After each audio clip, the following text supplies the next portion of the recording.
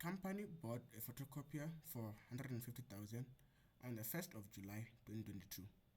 They will use their old photocopier as trade-in when they replace it with a similar new photocopier in 5 years' time on 30 June 2027. So this question will be based on something called a sinking fund. So I've explained what exactly a sinking fund is and how it works. So this one will be a sinking fund question because we are going to replace an item in the future. So the average rate of inflation, when something inflates, it increases in value. And whenever you see the questions talking about inflation, the formula to use will be A is equal to P multiplied by 1 plus the interest rate to the power of n. So over the next 5 years will be 6.5 per annum. Determine the price of the new similar photocopier in 5 years' time. So the starting value is the amount at which we bought our photocopier, which will be 150,000, multiplied by 1 plus 6.5%. It's not being compounded monthly, quarterly, or yearly, so we can just leave it at 6.5%, and the number of years will be 5. So if we do that on the calculator, we expect our answer to be, let's see, 205,000. So this will be 205,513. So this is how much the new model that is similar to this one will cost over the next 5 years. Okay, so 6.1.2. Calculate the trade-in value of the old photocopier after 5 years. If it depreciates, okay, that is to lose value, so that is compound decay, at a rate of 9% per annum on a straight line method. So we know a straight line method, I've did that in my third video, says that A is equal to P multiplied by 1 minus IN. So if you're not familiar with this, make sure to check my video on compound decrease or compound decay.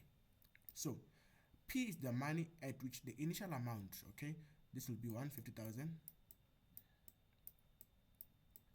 multiplied by 1 minus the interest rate, which is 9%, and then multiplied by the number of years, which is 5. So if we punch that on the calculator, we expect our answer to be 82,500. Okay,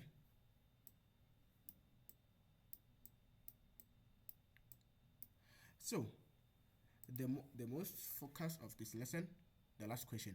The company sets up a sinking fund to cover the replacement cost of the new photocopier. The fund earns an interest rate of 7.85 per annum compounded monthly. The company made its first monthly deposit on 31st July 2022 and will continue to do so until 31 May 2027, 1 month prior to the old photocopier being bought. Okay, so basically what's going to happen here, we're going to stop making payments before 1 month before we are supposed to do. So we know that here it will be a period of 2027 minus 2022 will be 5. Okay, 5 years, but then interest is being made monthly. So we multiply the number of years by 12 to give you 60. So in total, we are supposed to make 60 payments, but we're going to stop 1 month before. So we're going to make 59 payments. But after making that payment, we are going to leave that amount in the account, okay, for that 1 month. So we are supposed to make 60 payments, but then we instead stop paying 1 month before. And after that, we don't remove the amount in the account, it stays in the account. And we know that if the money stays in the account, it grows, okay? And the formula for compound growth is this one, which is also the formula for inflation. So our formula is going to be a bit complicated. So this will be that the future value will be equal to,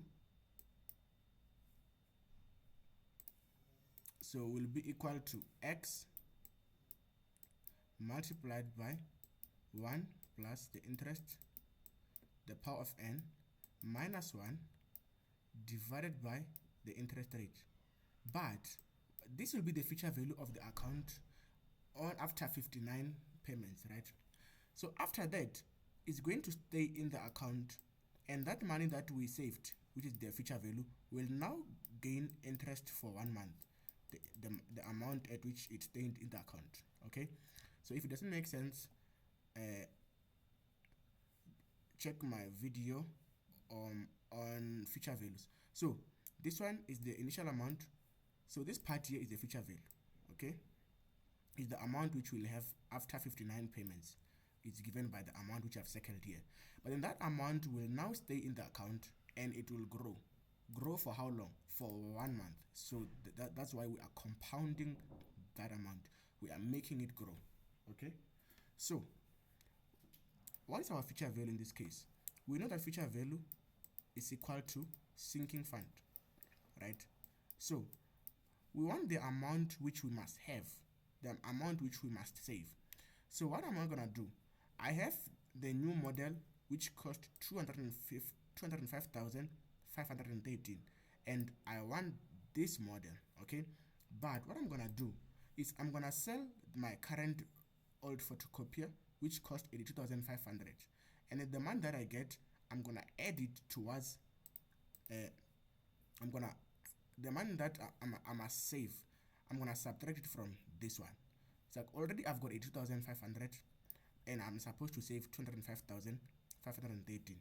So if I want to know how much to save, how much I need, okay, so we can just call it how much I need. How much I need will be how much it costs, which is 205,513 minus the amount which I have already, which is 82,500. And if I subtract that, I get my answer to be 123,013.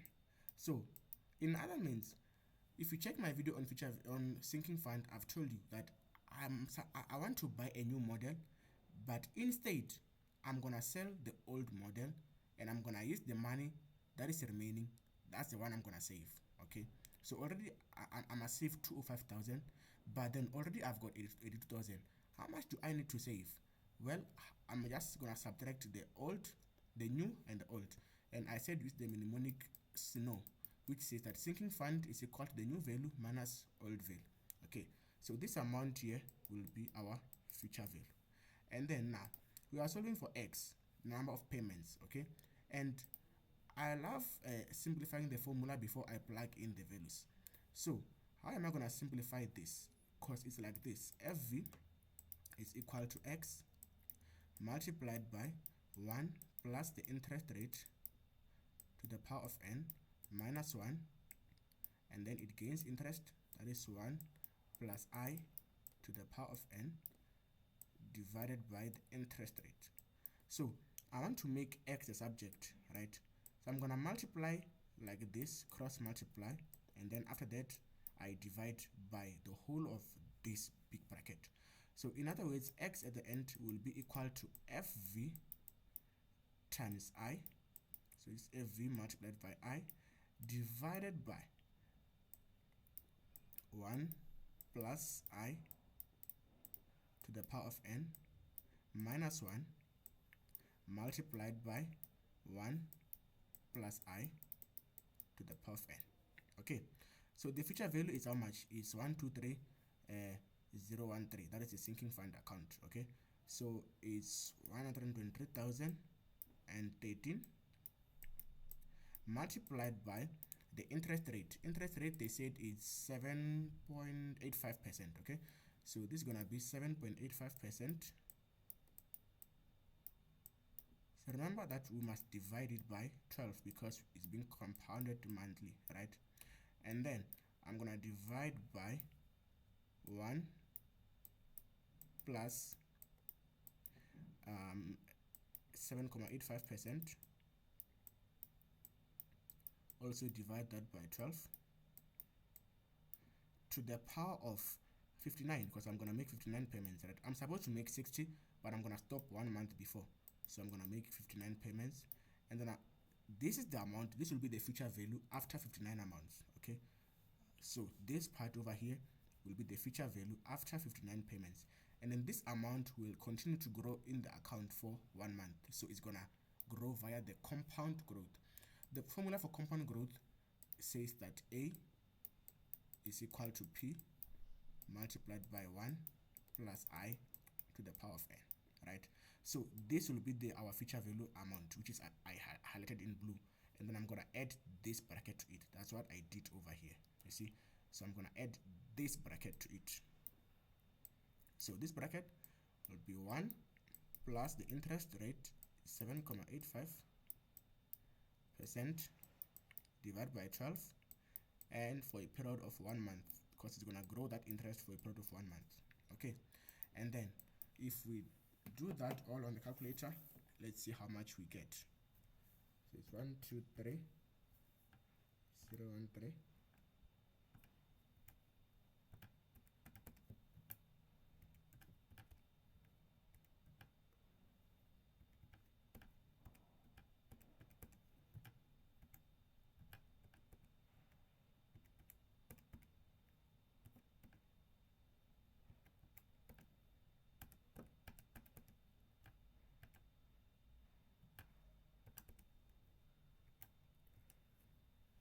That will be 1,704.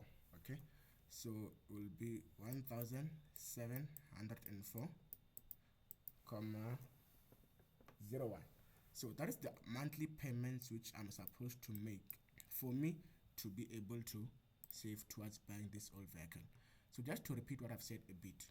So here we've got an old photocopier and a new one. Okay, the new photocopier will cost 205,530, and then the old one, which I'm gonna sell, will cost 82,500.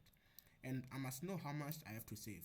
Okay, so I must save 205,513, but already I'm gonna get 82,000 from selling the old one.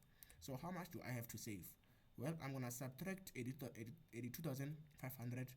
That will tell me how much I'm left with to save. Okay, and that is the one that we got over here. That will be our future value that we have to save. Okay, and then my future value is the amount which we need in the future. So it's the amount which we must save. So that's why I call this a future value. You can also call it a sinking fund. It's one thing. Okay, so I'm gonna call it 123,013, and then this value here is the amount which I must save. But the formula, in most cases, we know it ending here. Okay, ending here without this part over here. But then I'm supposed to make 60 payments, okay, for a period of 5 years. But then I'm gonna stop 1 month before, and when I stop, I have saved this much.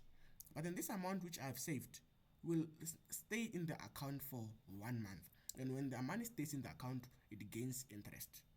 Okay, so this value over here will now be the amount which will grow for 1 month. So hence we have chose to include this. But if I made 60 payments in total and then I didn't leave the amount in the account, then I was not gonna add this bracket. But I chose to add it because I'm gonna stop 1 month before. So if I stop 2 months before, then here I would have said 2, because this interest will now be earned for 2 months. Okay, so I guess this was understandable to everyone, and thank you for watching.